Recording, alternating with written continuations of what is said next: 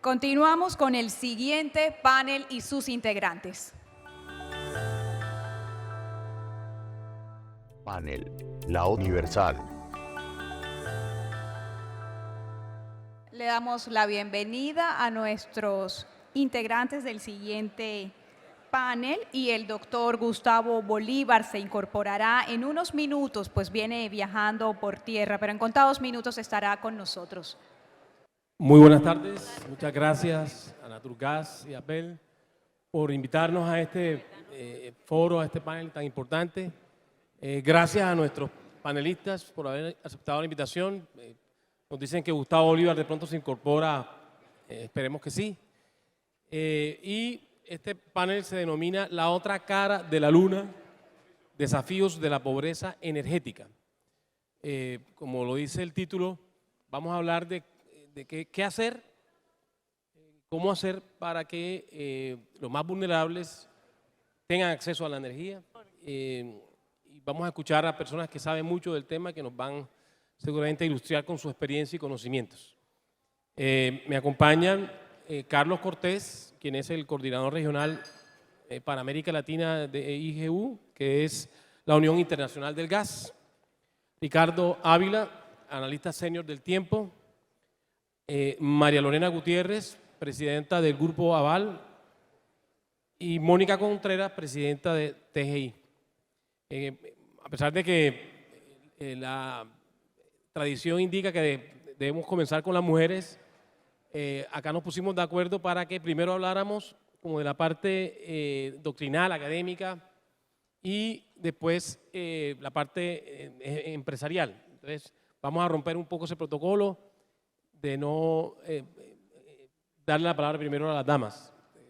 Pero como les digo, es un acuerdo, no es una infracción del moderador.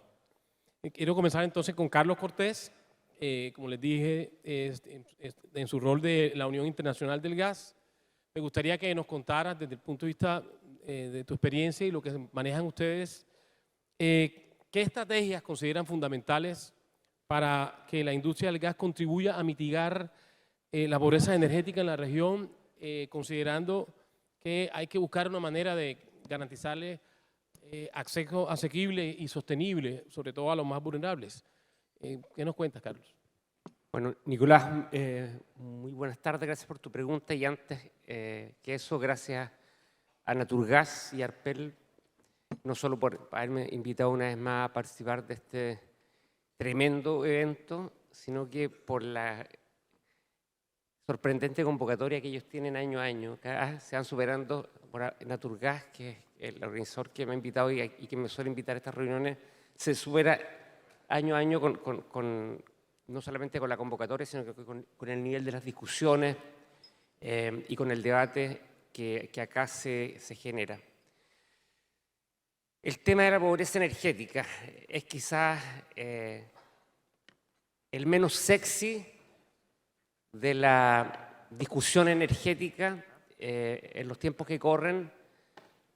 Nuestros líderes son muy dados a hablar de carbono neutralidad, de electrificación de los consumos, de tecnologías de vanguardia como el hidrógeno verde, en fin, pero la parte menos glamurosa y quizás más difícil de abordar, que es el de la pobreza energética, se deja un poco de lado en la discusión del sector y se invisibiliza un problema que es real, que afecta a millones de personas.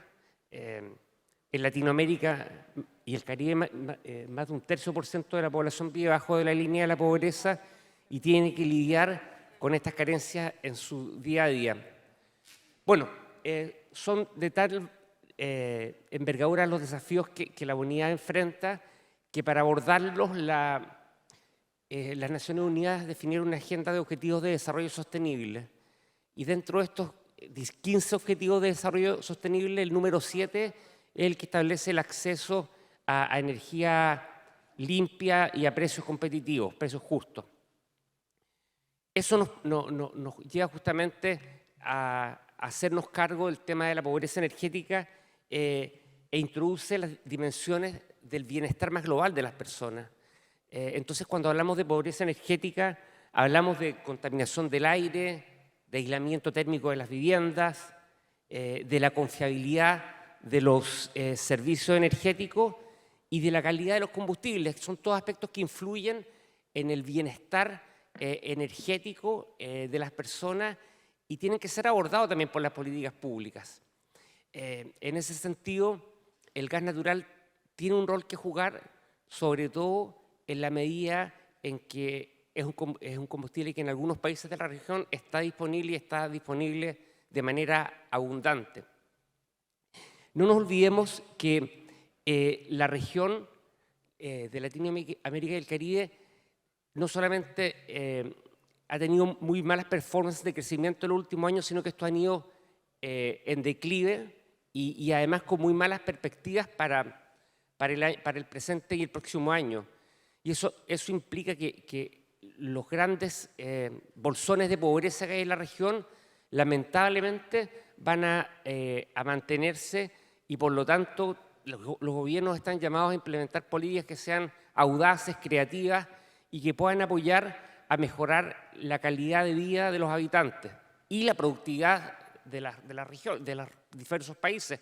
No olvidemos que en aquellos países que cuentan con recursos energéticos locales, esto les puede permitir a tener una industria más competitiva, a diferencia de otros como el caso nuestro de Chile, que tenemos que importar la mayoría de los combustibles que utilizamos y por lo tanto estamos mucho más expuestos, nuestra industria, nuestro sector productivo, a costos de producción más altos por el precio de los combustibles.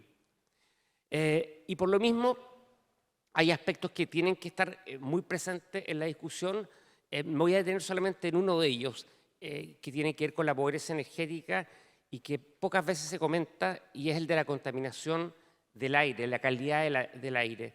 La mayoría de la población en nuestros países está expuesta a condiciones de calidad del aire por debajo de las recomendaciones de la Organización Mundial de la Salud. Solo la mitad, solo 2 países de toda Latinoamérica y el Caribe cumplen con las recomendaciones de calidad del aire establecidas, como les decía, por la OMS. Colombia, de hecho, a pesar de que ha mejorado su performance en los últimos años, sigue estando por debajo de las recomendaciones de la OMS. Y en ese sentido hay un desafío que abordar. He escuchado hoy día en una de las presentaciones que más del 10% de los hogares de Colombia, por ejemplo, utilizan leña para cocinar. En el caso de mi país, de Chile, más de un 30% de los hogares utilizan leña para calefaccionarse. Y eso implica pobreza energética, eso implica reducción en la expectativa de vida de las poblaciones. En el caso de Chile, por ejemplo, la exposición a un aire de mala calidad redunda en 4,1 años menos de vida. Entonces, hay un impacto real. Y además, quienes más afectados se ven a esa mala calidad del aire al interior de los hogares son las mujeres, los niños y los adultos mayores, que son los que pasan mayor cantidad del tiempo al interior de los hogares. El gas natural puede jugar un rol, es casi un imperativo que lo juegue, toda vez que el bienestar y la salud de las personas no es algo que podamos ir postergando. La industria en Latinoamérica del gas, si bien enfrenta distintas realidades dependiendo de cada país construye su transición a partir de su historia, de sus recursos. Los países que como Colombia, como Argentina, como Perú, como Brasil, que tienen este recurso, tienen que utilizarlo ahora con la mayor profundidad posible y ojalá tratando de llegar a la mayor cantidad de usuarios. Voy a llegar hasta aquí ahora y después retomamos la conversación. Gracias, muchas gracias, Carlos. Ricardo, en su experiencia como analista económico, ¿cómo evalúa el impacto de las políticas energéticas actuales y qué medidas económicas recomienda o sugiere para mejorar el acceso a la energía a la población más vulnerable?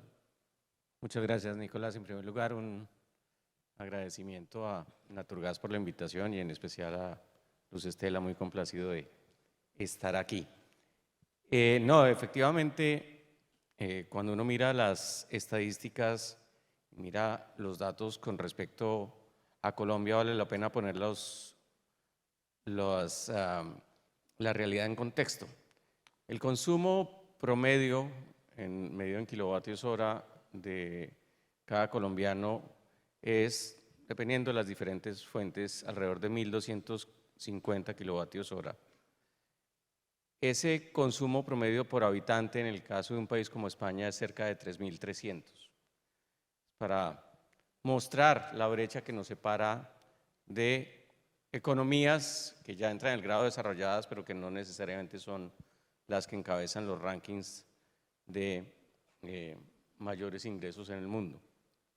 Y dentro de esa realidad uno ve en Colombia una situación dispar, la cual claramente hay un número muy importante de hogares en donde ese tema de pobreza energética se manifiesta por la falta de acceso, pero por el otro lado está el hecho del peso que tiene el costo de los diferentes servicios dentro de los ingresos familiares.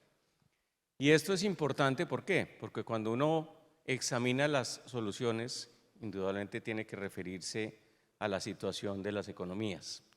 Y lamentablemente uno puede argumentar que en el caso de Colombia esa circunstancia ha venido empeorando de manera dramática en los últimos tiempos. Simplemente para ponerlo como referencia adicional, ayer el Banco Mundial dio a conocer su más reciente informe sobre la región. Colombia tradicionalmente ocupaba los puestos de liderazgo en materia de crecimiento económico de manera consistente en los últimos años y particularmente en el periodo pospandemia. Fue la economía, con excepción de la de Guyana, que por circunstancias especiales lideró todas las cifras. En el caso de aquellas que no tuvimos un boom de hidrocarburos como esa nación, Colombia fue la de mejor desempeño. Ahora, nuestra economía está dentro de las 3 de peor desempeño en América Latina. Y por supuesto, eso va a impactar y comienza a impactar ya la realidad de los hogares colombianos y acabará incidiendo en una mayor pobreza energética. Sin duda alguna, muchas de las quejas válidas que venimos de escuchar en el panel anterior, de todas las argumentaciones frente al costo de la energía, en particular en la costa atlántica, tiene que ver también con la realidad compleja de los hogares que no ven una mejoría en sus ingresos. Y ese contexto es absolutamente clave, porque retornar a un crecimiento económico decente en una economía que prácticamente está estancada, recordemos que el año pasado la economía colombiana creció 0,6% y que las predicciones para este año apuntan a un guarismo similar. Los datos del primer trimestre son malos y en ese contexto, pues obviamente es muy difícil lograr esas condiciones de que el acceso de las familias a lograr tener los servicios y particularmente los servicios energéticos que demandan, pues va a ser más complejo en una circunstancia en la cual sencillamente el bolsillo se ve afectado. Gracias. Me gustaría que María Lorena, que preside el Grupo Aval, nos dijera desde esa experiencia cuál es el papel de la banca, en el caso específico, por ejemplo, de Colombiana, en la inversión de infraestructura energética que sea sostenible y cómo pueden estas inversiones ser dirigidas a ayudar a combatir la pobreza energética.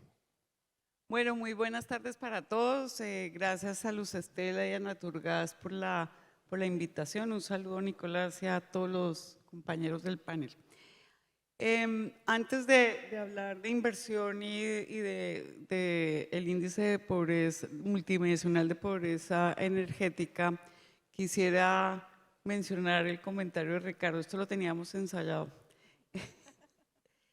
Creo que el problema no es solamente el crecimiento económico de lo que está hablando Ricardo y quisiera ser fuerte y repetir las palabras que él dijo, pero pasar de la economía que mejor desempeño tenía en Latinoamérica después de Guyana a estar entre las 3 peores, pues debería animarnos a, como decían en el panel anterior con los miembros del Congreso, a tener diálogos. porque o si no los que vamos a sufrir somos todos los colombianos. Lo segundo es que a mí, Ricardo, lo que más me preocupa es la inversión, que lo conversábamos ahora, y es que históricamente estamos en los peores niveles de inversión pública y privada. Y con eso sí vamos a pagar todos los colombianos en los próximos 2, 3 años, porque cuando uno invierte, normalmente invierte en proyectos que se desarrollan en 2, 3 años. No son inversiones de corto plazo, no son inversiones de tesorería, no son inversiones de portafolios, son realmente inversiones de mediano y largo plazo. Entonces, esto que estamos viendo ahora, que es esta caída tan fuerte en inversión, vamos a ver las consecuencias en 2 o 3 años. Y sí quisiera llamar la atención porque creo que esa debe ser nuestra cruzada en el tema de el diálogo público-privado, la agenda del país, y es no pensemos tanto en lo que estamos hablando hoy, de las noticias del hoy, sino pensemos lo que va a pasar con Colombia en 2 o 3 años. Entonces quisiera invitarlos a eso. Y como me refiero a inversión, pues Corfi Colombiana compró mi gas. Nosotros tenemos un gran compromiso con el país para invertir en el tema de seguridad energética. Y alguien hablaba ahora de que el país no se había pagado gracias a las termos y que muchas de estas funcionaban con gas. Pues las termos importan ese gas a través de una regasificadora que es de Promigas. Promigas no importa el gas, porque también hay comentarios políticos de que importamos gas. Los que importan el gas son las termos, pero creo que lo que estamos viviendo ahora en el país es que esa seguridad energética se da por la regasificadora. Y tenemos proyectos muy interesantes acá con TGI, con Mónica que está al lado, que se requiere que avancemos, como la bidireccionalidad, como la explotación, etcétera. Pero algunos datos sobre lo que estamos haciendo. Este año vamos a invertir $1 billón en Promigas, la mayoría, el 77% en temas de transporte y distribución, pero el resto mucho en energías renovables y en innovación. El gas, y yo sé que aquí se ha hablado mucho de ese tema, pero yo quisiera reiterar, es que el gas sí cambia la calidad de vida de las personas. Y por eso es que este índice multidimensional de pobreza energética es tan interesante, porque no solo mejora la calidad de vida de las personas, sino que además mejora sus condiciones de salud. Muchas de estas personas cocinan con leña, con GLP, casi todos los problemas de salud son por el tema de leña, y además ahorran. La mayoría de estas personas de estrato 1, 2 y 3 pueden ahorrar 50.000 pesos al mes si pasan a consumir gas. Entonces piensen sobre un salario mínimo lo que significa esos 50.000. Yo tuve la oportunidad de trabajar en el gobierno del presidente Santos y ahí desarrollamos el índice multidimensional de pobreza. Y a mí lo que más me gustó de ese índice es que no mide la pobreza como un tema solamente de ingresos. ¿Qué hubo?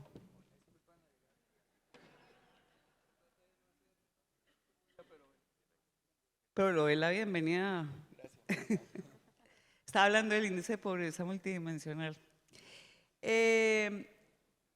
Lo bueno de ese índice es que no solamente se mide la pobreza por el tema de ingresos, sino que se mide por temas de políticas públicas, cómo mejorarle el piso a la gente, cómo ponerle agua a la gente, cómo ponerle energía. Lo que hace el índice de pobreza, el índice multidimensional de pobreza energética, lo que mira son 4 cosas. Uno es el acceso y la calidad de la energía, es qué tanto tengo acceso y calidad. El otro es la vivienda y que libere el tiempo para las personas. Si ustedes van a los estratos 1 y 2 no saben la importancia, por ejemplo, de tener lavadora o refrigeración. Entonces, por eso es tan importante la energía. El otro tema es aprendizaje y el otro tema es el territorio que se puede equiparar con esto. Promigas empezó a medir este índice y encontró que el 18.5% de los colombianos están en pobreza energética. Es decir, 1 de cada 5 colombianos. y de estos 9.6 millones de personas no tienen luz. Entonces creo que son cosas en las cuales, y ahí pues sabemos que el gas es fundamental en esta transición energética, pero también en mejorar la calidad de vida de los colombianos. Yo no solamente me voy a referir a la transición, al medio ambiente, de eso vamos a hablar después, pero el gas es fundamental para mejorar la calidad de vida y por eso felicito a Promigas por empezar esta iniciativa para focalizar todos los temas de política pública y trabajar de la mano sector privado y sector gobierno. Gracias, María Lorena. Mónica, teniendo en cuenta la importancia que tiene TGI en el transporte del gas en Colombia, ¿qué estrategias específicas está implementando la empresa para asegurar que el transporte de gas no solo sea eficiente, sino también accesible para las comunidades más vulnerables del país? Gracias, Nicolás, y antes que nada un agradecimiento a Luz Estela y unas felicitaciones por lo que se ha logrado en este Congreso de Naturgas y un saludo a todos mis compañeros de panel. Bueno, yo entendiendo que estamos hablando de pobreza energética, me parece muy importante que todos los aquí presentes tengamos claridad qué es esa pobreza energética y cuáles son los números que acompañan esa pobreza energética, pero básicamente hoy cuando ustedes miran la población colombiana, un 10.6% de la población colombiana cocina o en leña, cocina en carbón o cocina con desechos. Eso significa que básicamente 5.4, Nicolás, millones de colombianos están con una privación energética considerable, ¿de acuerdo? Para que lo tengamos claro. Y cuando vamos y miramos ese índice dentro de las poblaciones pobres, ese 10% se convierte en casi un 18%, ¿de acuerdo? Y adicionalmente tenemos que ese mismo índice en las poblaciones vulnerables es de un 12% y sabemos que una población vulnerable puede caer en pobreza rápidamente, o sea que el riesgo que estamos corriendo como país ahí es muy alto. Y yo creo que todos los aquí presentes tenemos con este país un compromiso mayúsculo desde lo público y lo privado en hacer de Colombia un país más equitativo, con menores niveles de pobreza. Y en ese rol yo creo que todas las empresas del sector de gas tenemos el compromiso de aumentar la cobertura, de aumentar lo que significa la accesibilidad y esa relación costo-eficiente que tiene que pasar con el gas para ganar penetración. Yo creo que en eso, si uno levanta la mano, no hay duda.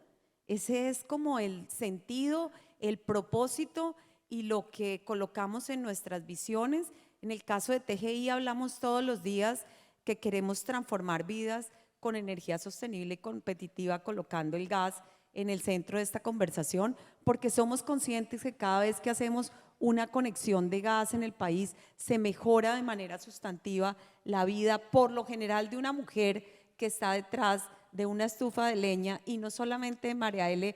se mejora y existe ese ahorro económico, sino que también existe un ahorro en tiempo de actividad, en lo que puede significar salir a conseguir esa leña, ¿de acuerdo? Más el tiempo que se va enfrente a la cocina. Eso les está liberando 2.5 horas diarias que se pueden hacer a actividades completamente distintas. Entonces yo creo que desde ese lado todos estamos claros. Pero ¿cuáles son los aportes? Y yo creo que a la pregunta que estamos haciendo, ¿cuáles son los aportes? Y yo quería dividir como la respuesta en dos dimensiones. Aquí tenemos que ser conscientes que el tema de pobreza es de todos y que por tanto todos tenemos que poner. Esto se trata de un ejercicio de todos ponen. Y el primer aporte que yo quisiera mencionar es desde lo técnico, ¿de acuerdo? Y desde lo técnico nosotros en TGI desarrollamos conjuntamente con el Centro de Estudios Regionales una hoja de ruta de gas hace 2 años y se la presentamos al gobierno, se la presentamos a este gobierno actual.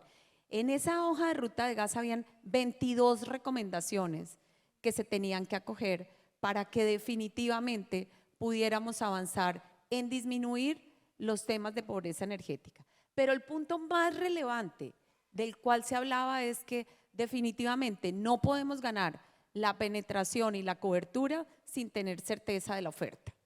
Y la necesidad de certeza de la oferta es algo de lo que hemos hablado en estos 2 días de manera continua, ¿de acuerdo?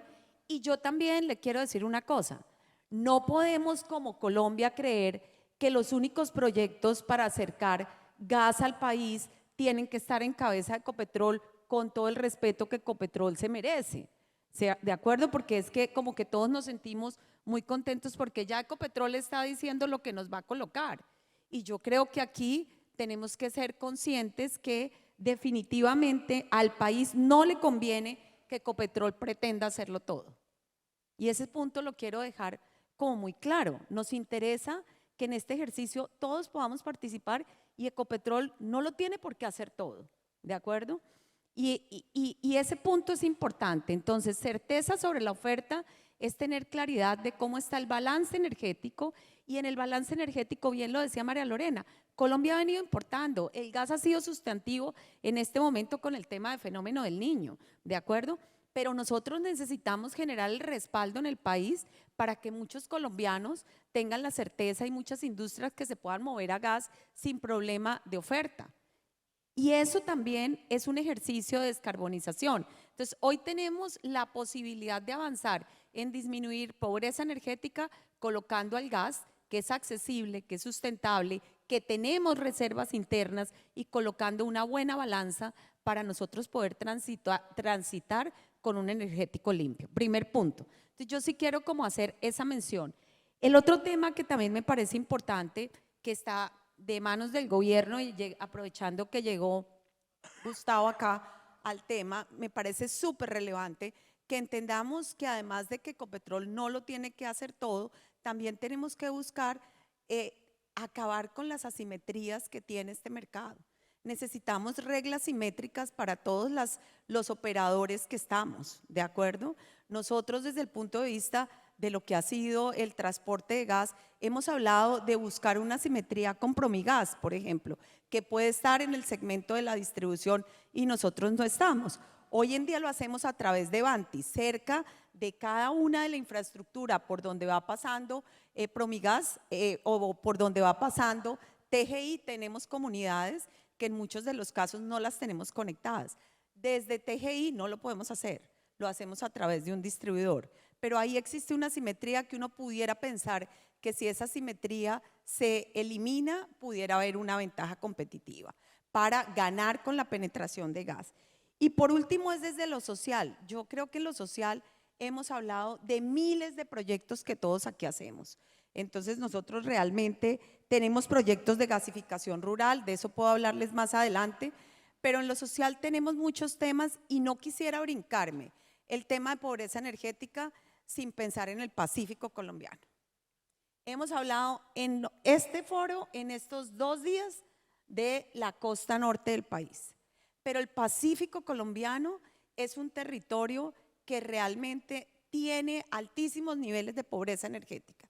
Y ha habido proyectos como la regasificadora del Pacífico, que es un proyecto de confiabilidad para acercarle gas al país, un proyecto que de una u otra forma nos ayuda a nosotros también a asegurar que le colocamos gas a las comunidades del Pacífico, pero es un proyecto donde definitivamente la forma como se ha estructurado el proyecto no permite que nosotros podamos avanzar. Y desde ese lado quiero hacer un llamado también al gobierno nacional, como lo he hecho en miles de los paneles que en los últimos 3 años y medio he estado sentada, para reiterarle la necesidad de la regasificadora del Pacífico para la pobreza energética y para la confiabilidad del país. Porque sin ese tipo de proyectos difícilmente podemos reducir la pobreza energética. Y la mayor pobreza energética que podemos tener en este momento es que el país se acabe porque no haya las suficientes reservas de gas y las suficientes exploraciones de gas que nos garantice que podamos avanzar como economía. Gracias, Mónica. Bueno, aunque no requiere de presentación, le damos la bienvenida a Gustavo Bolívar, director del Departamento de Prosperidad Social. Bienvenido, y me gustaría preguntarle directamente considerando pues, el papel que tiene el DPS en mejorar la calidad de vida, sobre todo de los más vulnerables, ¿qué programas o políticas están en desarrollo en DPS o en el gobierno para acabar específicamente con la pobreza energética y cómo medir el impacto en lo que resta del gobierno? Bueno, muy buenas tardes y muchas gracias por la invitación. Un saludo a mis compañeras y compañeros del panel. Y unas disculpas por la llegada tarde. Vengo desde Montería haciendo un recorrido por varios municipios, denunciando y reviviendo elefantes blancos que recibí en la entidad, que son casi 100. Hoy pudimos visitar 4. Pero bueno, aquí estoy. Mil gracias nuevamente por la invitación. Bueno, mire, el tema de la inclusión energética y de superar la pobreza energética tiene que ver también con un tema cultural, porque primero las personas, nosotros digamos en Prosperidad Social lo que hacemos es la focalización. Ya ustedes lo han dicho, esto es tiene que ser un esfuerzo de varias entidades del gobierno, interentidades, y no solamente Ecopetrol tendría la responsabilidad de llevar a esos hogares esa transición. Es cultural porque en el pasado, digamos, cuando también se habló de este tema y se sustituyó o se sustituyeron muchos hogares por cocinol, esa gran cantidad de accidentes que hubo en esa época, yo estoy hablando de lo que nos hemos encontrado en las encuestas, de lo que hemos hablado con la gente, marcó una huella muy grande en la reticencia que tiene la gente para hacer ese cambio. Y lo segundo, y aquí es donde vamos a encontrar un obstáculo muy grande, es que un 28.4% de las personas que están cocinando hoy con carbón o con leña están en las zonas rurales profundas y un 23.1% están en las zonas rurales cercanas, es decir, que estamos hablando prácticamente de que un 51% de estas personas, casi, no quiero ser negativo, no voy a decir imposible, es muy difícil llegar a estas zonas tan dispersas, tan distantes una casa de otra, para llevar, por ejemplo, gas natural. Eso sería casi que imposible, digámoslo en términos realísticos. Y el gas propano, que digamos que podría tener aceptación entre estas personas que quisieran hacer esta transición, pues tiene un problema y es el costo. Entonces, para nosotros hoy, y digamos en Prosperidad tenemos la plata para hacer eso hoy, y más con Ecopetrol, digamos, si lo pudiéramos hacer en conjunto. Yo me reuní con el presidente de Ecopetrol la semana pasada a hablar del tema, y me dijo: Gustavo, hacemos sinergia y empezamos a cambiar esto ya. Yo creo que ahí no habría lío. El problema es cómo sostenemos en hogares que tienen un nivel de ingresos por debajo de la pobreza extrema el costo de un cilindro, que ustedes más o menos lo pueden conocer, no sé si está como en 100.000 pesos, algo así, 120.000. Un costo de un cilindro que más o menos se puede, un cilindro de 100 libras puede gastarse en un mes. Estas personas no tienen 120.000 pesos para pagar eso. Entonces tendría que ser un programa no solamente de instalar la estufa, de poner el cilindro, de dejárselo lleno por una vez, sino cómo lo sostenemos en el tiempo, cuando las transferencias monetarias que hacemos nosotros desde Prosperidad Social, pues también son muy pequeñas. No alcanzaría para eso. Por ejemplo, hoy un anciano recibe de transferencia 80.000 pesos mensuales. Nosotros lo vamos a subir a 225.000 a partir de junio, que es un salto considerable, casi del 300%, pero igual no creo que vayan a destinar 120.000 para pagar el gas. Entonces aquí tenemos que ser mucho más creativos.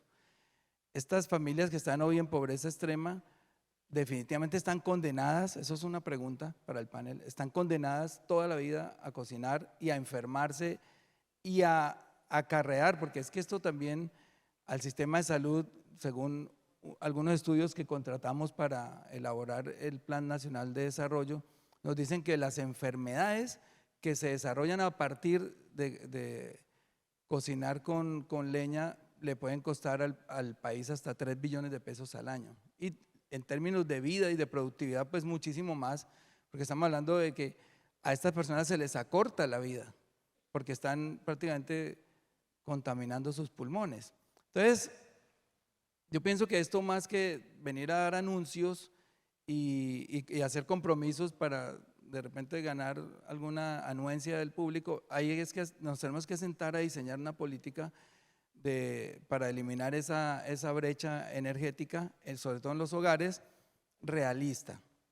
Y que tiene que ver también con un acompañamiento a las familias, no solamente de convencimiento, sino de que nosotros estemos en el tiempo acompañando esta transición y no como muchos programas que se hacen en este o en anteriores gobiernos, donde se presenta la solución pero sin un acompañamiento a largo plazo que genera pues que los proyectos terminen mal, no terminan abandonándose, quiero decir esto.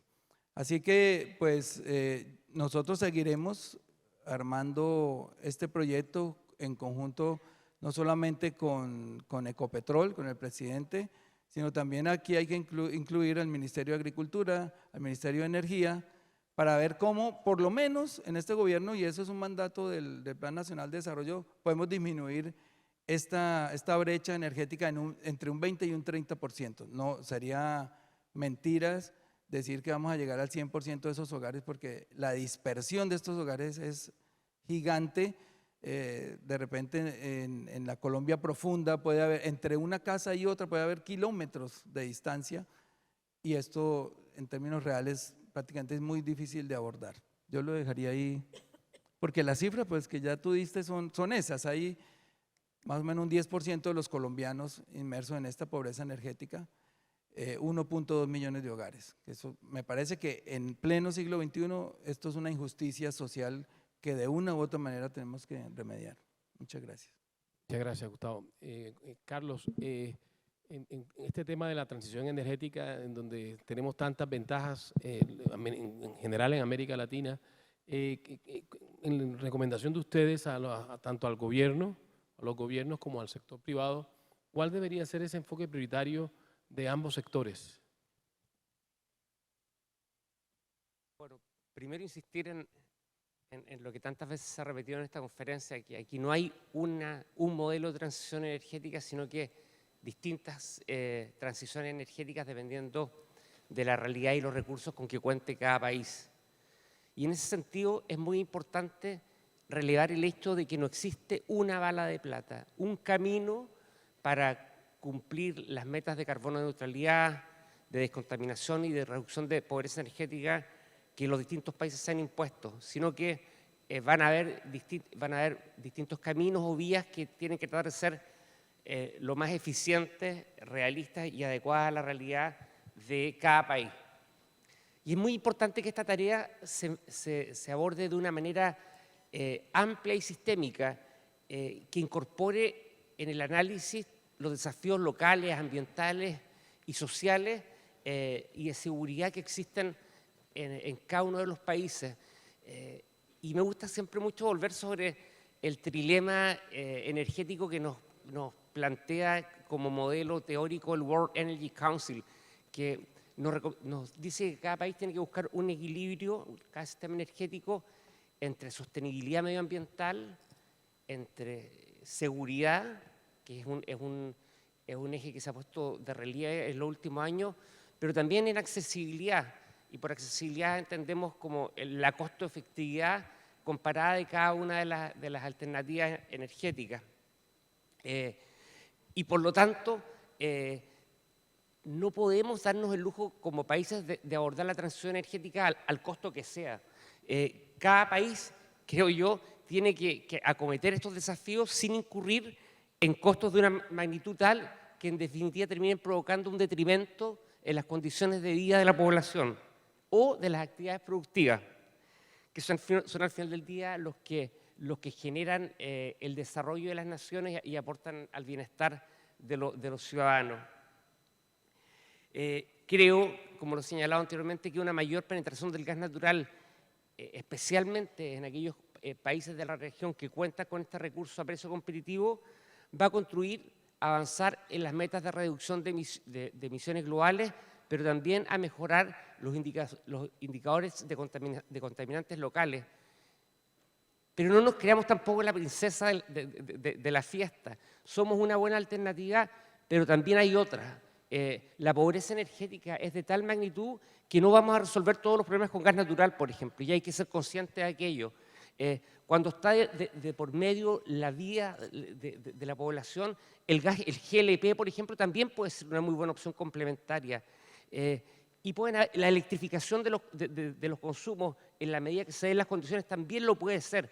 Tenemos que tener una mentalidad amplia y sinérgica para encontrar soluciones que se adecuen a la realidad de cada país. El gas va a contribuir, pero también hay que reconocer, y yo creo que eso nos va a servir en nuestro despliegue público, en trabajar colaborativamente con otras energías, porque no todos los problemas los va a resolver el gas, tenemos un potencial enorme para contribuir, pero tenemos que ser complementarios también a otras formas de solución. Y termino con una reflexión. No acá en Colombia, pero sí en muchos países de la región y del mundo desarrollado, los gobiernos están apostando por la electrificación de los consumos como la solución a todos los problemas, tanto de contaminación global y local. Plantear la electrificación de los consumos en el año 2024, incluso en Dinamarca, en Noruega, en fin, no hay país que esté preparado para eso y no todos los consumos son electrificables. Los consumos industriales no lo son, el transporte de larga distancia no lo es. Por lo tanto, hago un llamado también a la racionalidad de los gobiernos, como decía anteriormente, a no tratar de encontrar la bala de plata que va a solucionar todos los problemas. Acá hay un mix de alternativas tecnológicas, no se puede aprender a correr antes que a caminar. El gas natural es una muy buena fuente energética que está disponible, que tiene beneficios para entregar ahora, que puede desplazar ahora al carbón en la generación de electricidad con una mejor performance industrial, que puede reemplazar ahora a los petróleos pesados en los procesos industriales, que puede posibilitar mejores condiciones para la energía que requieren los hogares, tanto para calefacción como para agua caliente y cocina. Y finalmente también el gas natural tiene un rol que jugar en el sector transporte. No todos los segmentos de transporte son electrificables, e incluso en aquellos donde son electrificables sigue habiendo un tremendo problema con las emisiones de diésel. Entonces hay un espacio también para el gas natural. Tenemos que visibilizar esos espacios, cómo el gas contribuye a aquello y en definitiva, qué es lo que nos convoca hoy día a hablar en este panel, cómo también el gas puede, junto a otras alternativas tecnológicas, ayudar a generar mejores condiciones en la calidad de vida de los ciudadanos de Colombia y de los ciudadanos de toda la región latinoamericana. Gracias, Carlos. Ricardo, ¿podría compartir sus perspectivas sobre cómo las tendencias económicas actuales podrían ser aprovechadas para desarrollar programas de asistencia sustentables, que sean sostenibles a largo plazo y que no dependan exclusivamente de subsidios? No, una de las mayores innovaciones que estamos viviendo en estos tiempos, sin duda alguna, tiene que ver con los procesos de transición energética apoyados en energías limpias y la posibilidad de al menos surtir parte de la demanda en zonas apartadas por cuenta de la instalación de paneles solares. Este es un programa que en el caso de Colombia lleva varios años en desarrollo y que ha logrado llegar a diferentes comunidades con grados relativos de éxito, en el sentido de que claramente se requiere una mínima capacitación a aquellos hogares que en las zonas más apartadas tienen acceso a esos paneles solares, pero tiene la ventaja de que hoy en día, por cuenta de los avances en la productividad de ese sector, los costos comparables de tener acceso al caso concreto de la electricidad son inferiores a los de eventualmente tender redes para integrar hogares al sistema interconectado.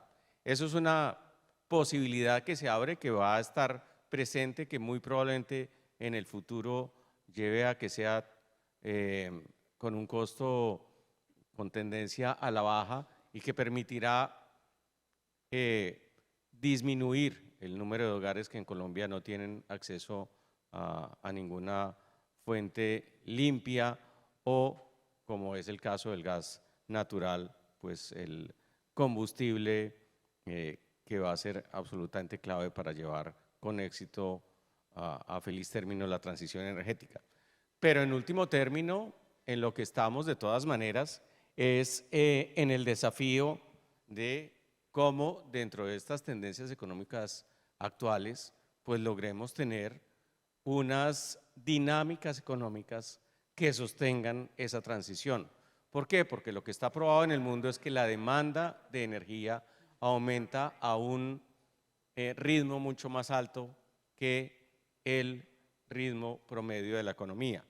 Lo hemos visto aún en la costa atlántica, en donde hay la queja por las tarifas, aún en estas circunstancias de estancamiento de la economía, cómo la demanda de energía está creciendo a tasas superiores al 8%. Por cuenta de esa circunstancia, pues se han prendido las alarmas sobre cómo va a ser ese balance entre oferta y demanda, aún si superamos este fenómeno del Niño a la vuelta de unos pocos meses. Y dentro de los temas que también surgen es cómo hacer sostenible desde el punto de vista financiero los apoyos para que los hogares vulnerables tengan recursos para solventar sus necesidades de energía. Y eso tiene que ver con algo absolutamente clave, que es la salud fiscal de los estados. En el caso de Colombia, lo que uno también ve y se prende como una luz ya no amarilla, sino roja en el tablero de control de la economía, es un déficit fiscal creciente. Son de esos temas que no hemos querido hablar, entre otras razones porque hablar de los temas fiscales es absolutamente aburrido, pero eso no quiere decir que tengamos que ignorarlos. Los datos de cómo se han comportado los recaudos de impuestos este año son muy inquietantes. El hecho de que muy seguramente incumpliremos la famosa regla fiscal en el año 2024 y que en 2025 la circunstancia se ve aún todavía peor, pues acabarán impactando.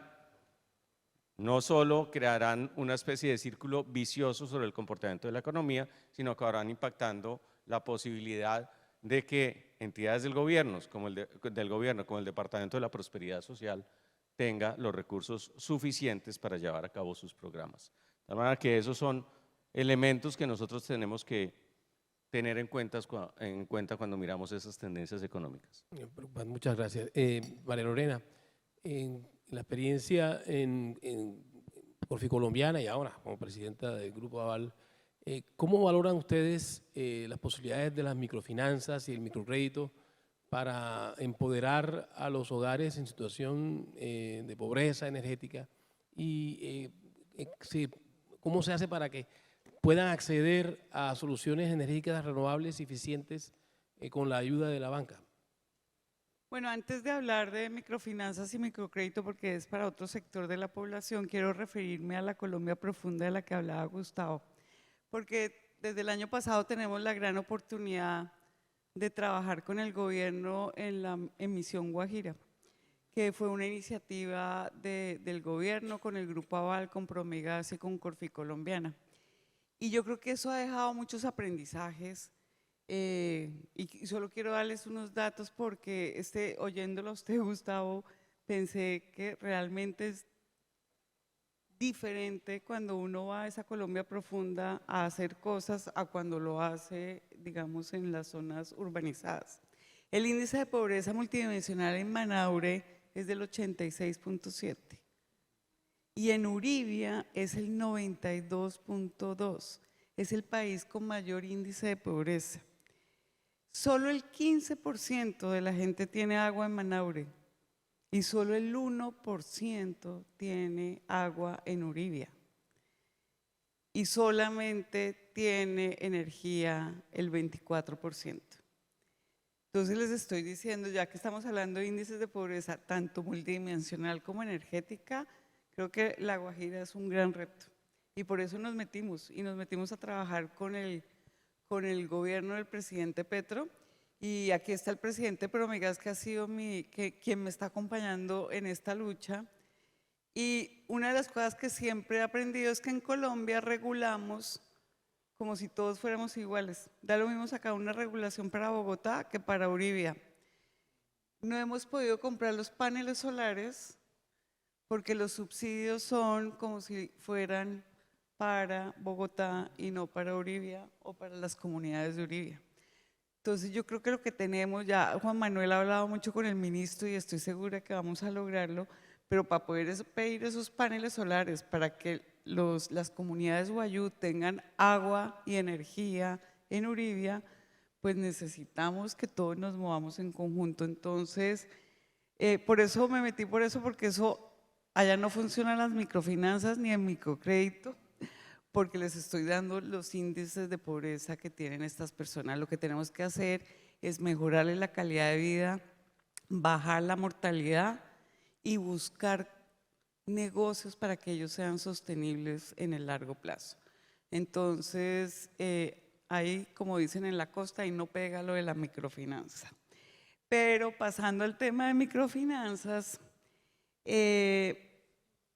nosotros, digamos, estamos muy comprometidos con el tema, sobre todo de energías renovables y sobre todo para pequeñas y medianas empresas. Desde el Grupo Aval, solamente por darles un ejemplo, el año pasado se prestaron más de 8 billones, donde la mayoría, son alrededor de 150.000 clientes, son mujeres microempresarias y que están en 300 municipios que están por debajo de la línea de pobreza. Entonces, digamos, son como los temas que estamos haciendo. Y lo otro que empezamos recientemente fue una línea de microcrédito para paneles solares.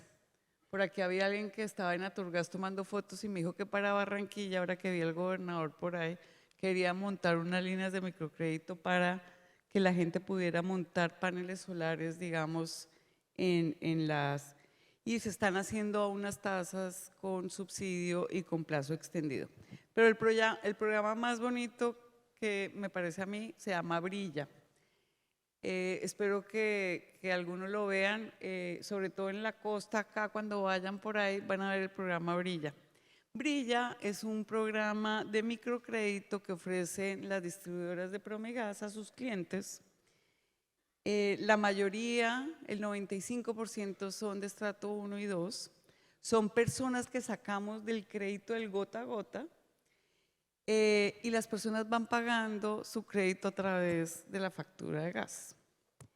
Lo que es increíble es que tiene una cartera de 2.1 billones, el año pasado benefició a más de 800.000 personas y lo más lindo de eso es que la gente lo usa para materiales de construcción, para mejorar el piso de su casa, para poner el baño, para electrodomésticos y para educación, que recientemente lo están usando.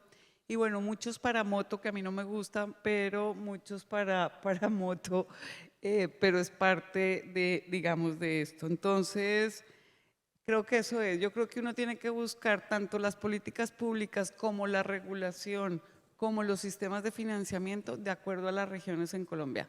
Y somos diferentes y no todo puede ser la misma regulación para todas las regiones. Gracias, Marlene. Mónica, ustedes en una posición tan fundamental dentro de la infraestructura energética colombiana, ¿cómo ven el futuro de todo este desarrollo en el marco de la transición energética y la lucha contra la pobreza? Y si tienen algunos programas con el gobierno que estén desarrollando en ese sentido. Pues el futuro lo vemos con el mismo nivel de preocupación que lo estamos viendo todos los colombianos cuando visualizamos lo que está pasando en términos de reservas de gas. Eso nos preocupa de manera importante y cuando todavía vemos la incertidumbre que tenemos en lo que significa acercar en el corto plazo energía o acercar gas a los mercados. Y yo quiero ser clara en esto. Aquí yo creo que de esta población que está sentada en este auditorio, yo creería que un 70% están o viven en los mercados del interior, particularmente en Bogotá. Y en las cifras que nosotros veíamos que nos presentaba el ministro y nos presentó Ricardo Roa como presidente de Ecopetrol, diciéndonos qué estaba pasando con la situación del balance de gas en el país.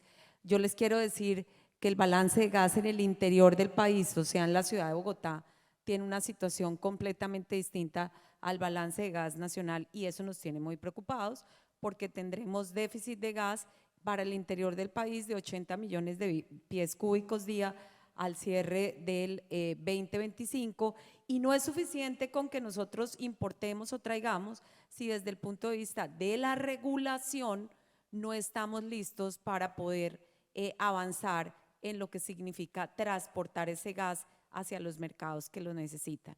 Hemos hablado de los proyectos de bidireccionalidad.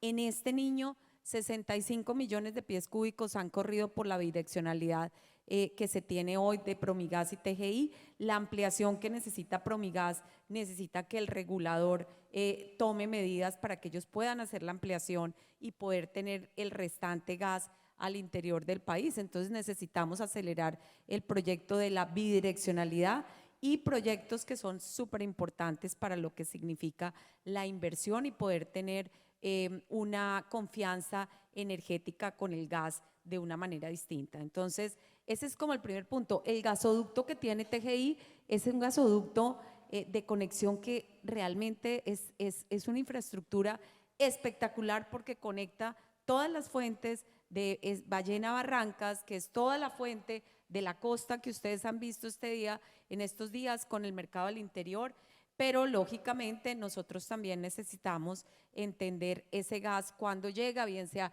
que llegue de Venezuela, bien sea que llegue de los proyectos de offshore y demás.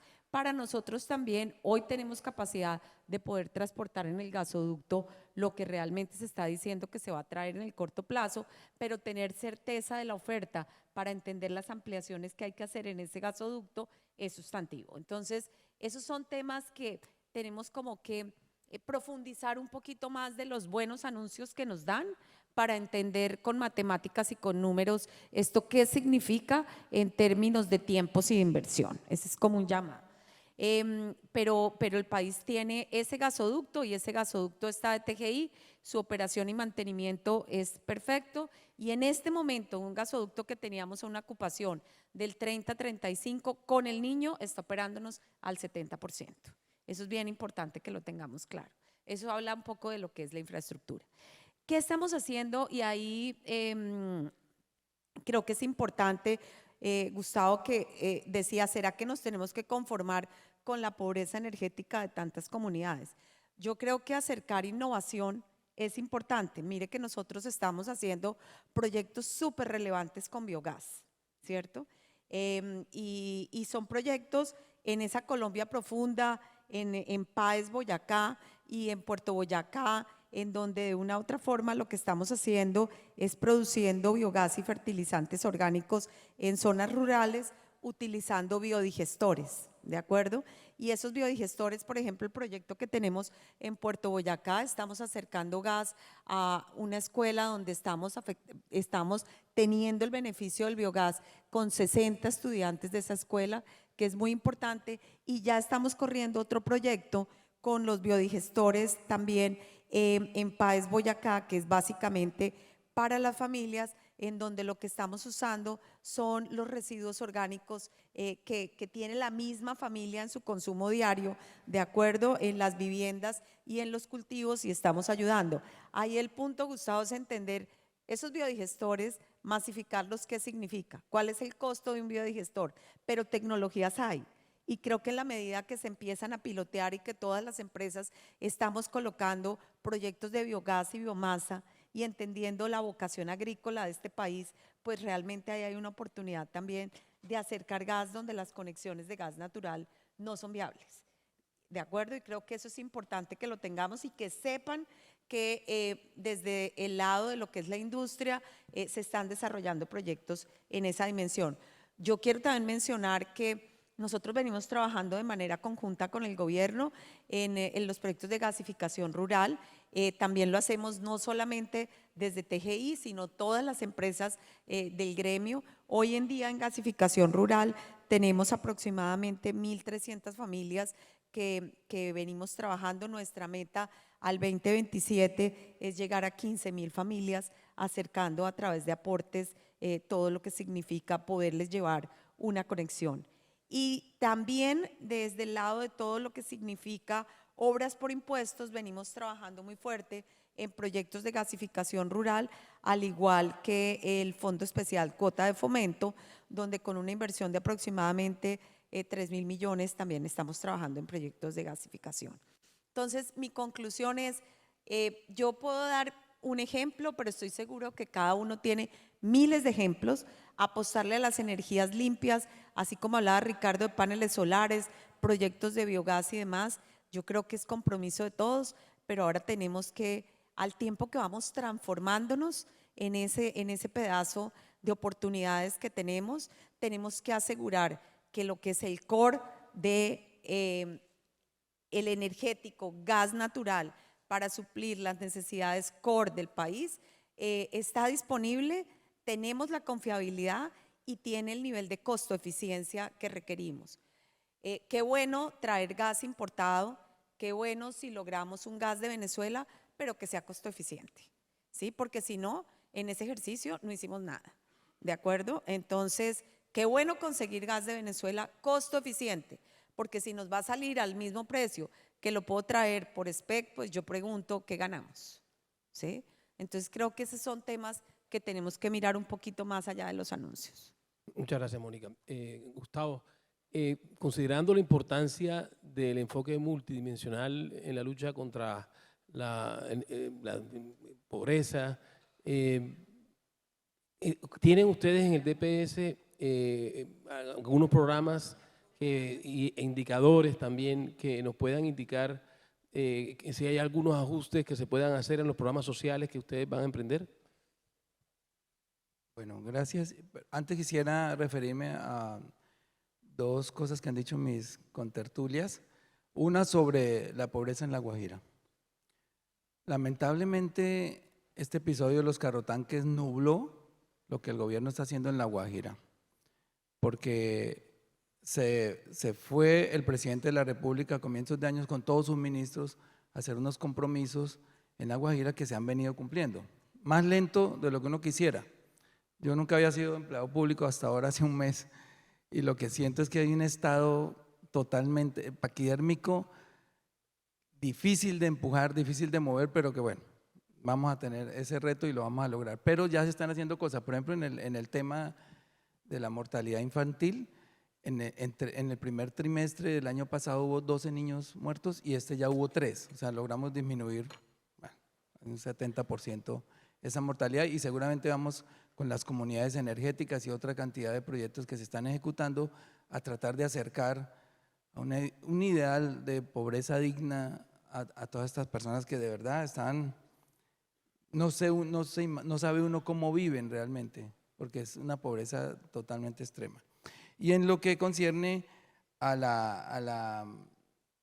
las, no voy a decir que sean amenazas, porque toda la vida las he escuchado desde que estaba muy chiquito, y es que el gas o el petróleo se acaban dentro de 7 años y pues esos 7 años ya van como en 40 y yo sé que eso no va a pasar. Tengo mucha fe en los bloques que se están explorando, algunos ya están dando resultados.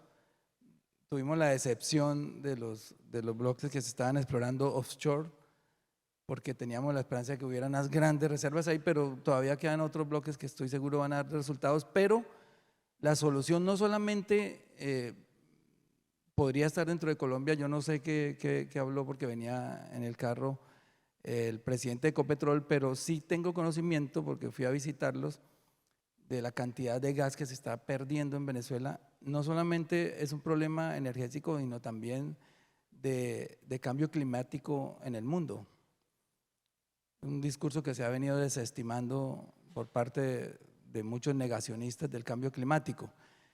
Y es que en Venezuela las chimeneas de gas están arrojando 70 millones de toneladas de CO2 a la atmósfera, casi 200.000 toneladas diarias, porque a Venezuela no le ha interesado el gas. Ellos sacan su petróleo, queman el gas y ahí es donde tienen que entrar las empresas y nosotros, en vez de estarnos oponiendo a que lo traigan, de repente las empresas colombianas ir a proponer allá, hoy que hay una apertura en ese país, que nosotros mismos los podamos explotar con empresas colombianas. ¿Por qué no pueden ir allá, aprovechando ya las relaciones bilaterales, que se abrió la frontera, que ya hay unas relaciones estables, y decir nosotros queremos explotar ese gas y traerlo a Colombia? Yo creo que eso no debería costar más de lo que nos cuesta aquí en Colombia.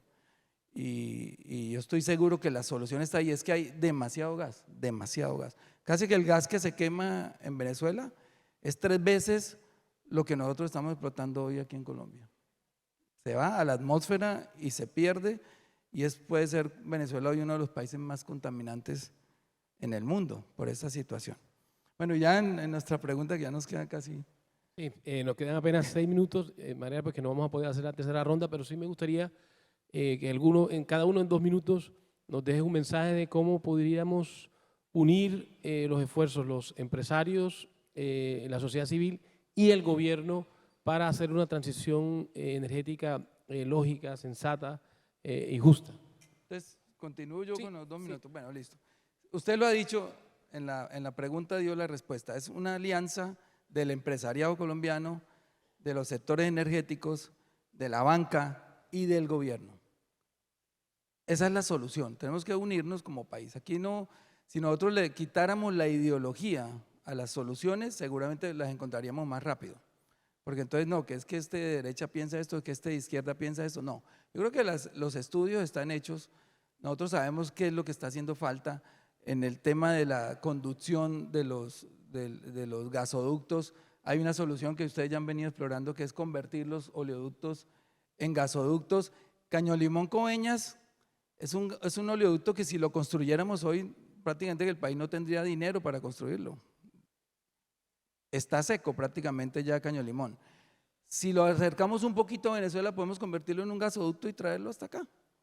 Traíamos el gas hasta Coveñas, incluso lo podemos hasta exportar porque hay demasiado gas allá. Y esto no es ideología, esto no es castrochavismo, esto son soluciones lógicas. Y yo creo que el país las tiene a la mano. Y lo que tenemos que hacer es que los empresarios vayan allá y hablen con el gobierno venezolano, que hablen con PDVSA, y que yo estoy seguro que ellos están abiertos a hacer esas alianzas. Falta ver si Estados Unidos da la bendición levantando algunas sanciones para que ese comercio bilateral pueda rodar, porque también pasamos por ahí. Pero yo pienso que yo estoy muy positivo en el futuro. Yo sé que esos 7 años se van a volver otra vez otros 30, y de aquí a que el mundo descarbonice, porque acuérdense que también hay unos acuerdos, el Acuerdo de París, que obliga a la humanidad a descarbonizar totalmente en 2050, y muchos países ya han dicho que van a descarbonizar el 50%, entre ellos Colombia. Eso lo dijo Duque en una COP. El 50%, en 2030 hemos descarbonizado el 50%. Levantó muchos aplausos, entre ellos el mío, pero yo sé que eso no es tan fácil. Así que si nosotros, ateniéndonos a los compromisos que hay globales, sabemos que lo que hay y los bloques que se están explorando van a alcanzar para que antes de que se dé esa descarbonización nosotros podamos tener una suficiencia energética. Muchas gracias. Bueno, nos queda 1 minuto para cada uno. Mónica, por favor. Bueno, yo dejaría 3 mensajes. El primero, colocar al país en el centro y despolitizar la discusión. Me parece que ese es un punto fundamental. El segundo, al punto que decía Gustavo, de convertir oleoductos en gasoductos, bien, pero sin bypassear las infraestructuras que hoy tenemos, porque hoy hay mucha inversión que no podemos hundir. Entonces, que realmente sea sin bypassear las infraestructuras que hoy tenemos. Y el tercer mensaje que quiero reiterar y que di al comienzo es: al país no le conviene que Ecopetrol pretenda hacerlo todo.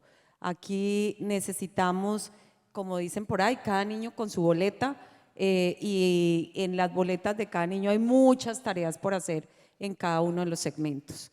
Y creo que, por último, garantizar confiabilidad a través del gas es tarea de todos. María Lorena.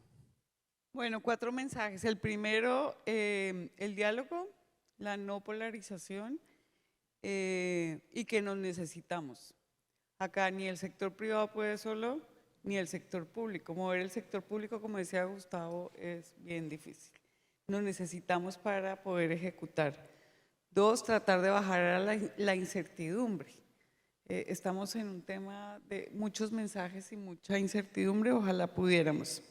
seguridad energética, con el tema de confiabilidad y eficiencia, seguridad jurídica, estoy diciendo solo palabras. Y por último, la transición energética la necesitamos por el mundo, pero pues hagamos una ruta para esa transición energética. Esa transición necesita mucha inversión y por lo tanto termino con lo que empecé hoy y es, hay que apostarle al país, tenemos que invertir. Este año no estamos invirtiendo en términos agregados, entonces esto lo podemos pagar en 2 o 3 años, entonces ese es mi mensaje. Gracias, Lorena. Ricardo. No, yo señalaría como mensaje el divorcio entre las buenas intenciones que uno escucha en personas como Gustavo y lo que muestra la realidad. La realidad claramente muestra un país con indicadores en deterioro y con una tendencia preocupante, que en ese sentido es absolutamente clave recuperar la dinámica de la economía, recuperar el crecimiento. Ese es una condición, es absolutamente cierta, que es necesaria, no suficiente, pero sí necesaria para que podamos superar incluso los problemas de pobreza energética que nos invaden. El mensaje de fondo, como diría aquí mi vecino, sin economía sana no hay paraíso. Carlos, por favor. Carlos. Gracias. Bueno, se ha mencionado varias veces acá que tenemos como humanidad un desafío, que es el del cambio climático.